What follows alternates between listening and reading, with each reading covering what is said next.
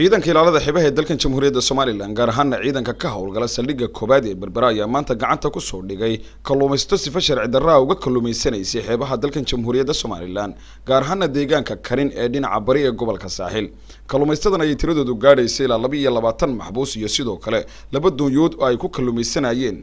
maanta gelinkii dambe ayay soo gaadhay maxaabistani xarunta gobolka Saaxil ee Berbera waxaana halkaasi ka warbixiyay taliyaha ciidanka ilaalada xeebaha ee magaalada Berbera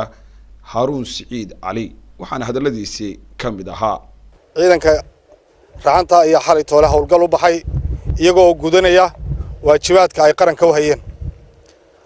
iyo shaqadoodii asaasiga ahay iyagoo ilaalinaya xeebta ballaaran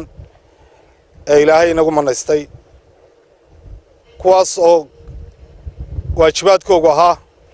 inay raadiyaan sida kontrabaga kalluumaysatada sharci darrada tahriibta iyo wixii lamida alxamdulillah rabbil caalamiin waxay ku soo guuleysteen laba laash amba laba jalbadood oo Yamaani ah oo saaran yihiin 22 maxbuus oo ku kalluumaysanayay si sharci darro badeen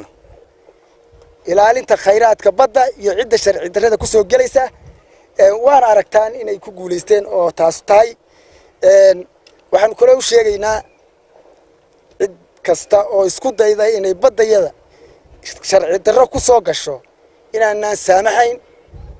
isuduwaha wasaaradda xanaanada xoolaha iyo kalluumaysiga ee magaalada Berbera iyo sidoo kale xogayaha gobolka Saaxil oo iyaguna halkaasi ka hadlay ayaa soo dhaweeyay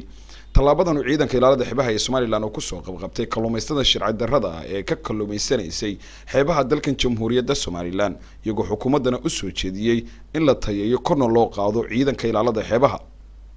gudoomiye ku-xigeenka gobolka Saaxil Maxamuud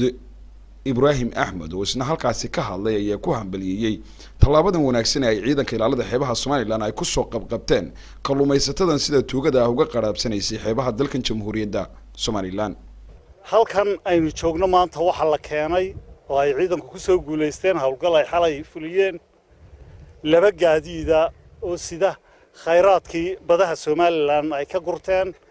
gaadiidkaas oo ah gaadiid laga leeyahay dalkan aynu jaarka xagga badda ka nahay ee Yemen tiradoodu ay 22 maxaabiis ay 22 tahay iyo laba weela kuwaas oo sidii taliyuhu sheegay la marin doono marka la waraysigooda iyo baadhistooda la dhameeyo hay'adaha sharciga ee ku shaqada leh una gudbin doonaan maxkamadaha awoodeeda leh waana markii ugu horeysay ee ciidanka ilaalada xeebaha ee dalkan Jamhuuriyadda Soomaaliland ay gacanta ku soo dhigaan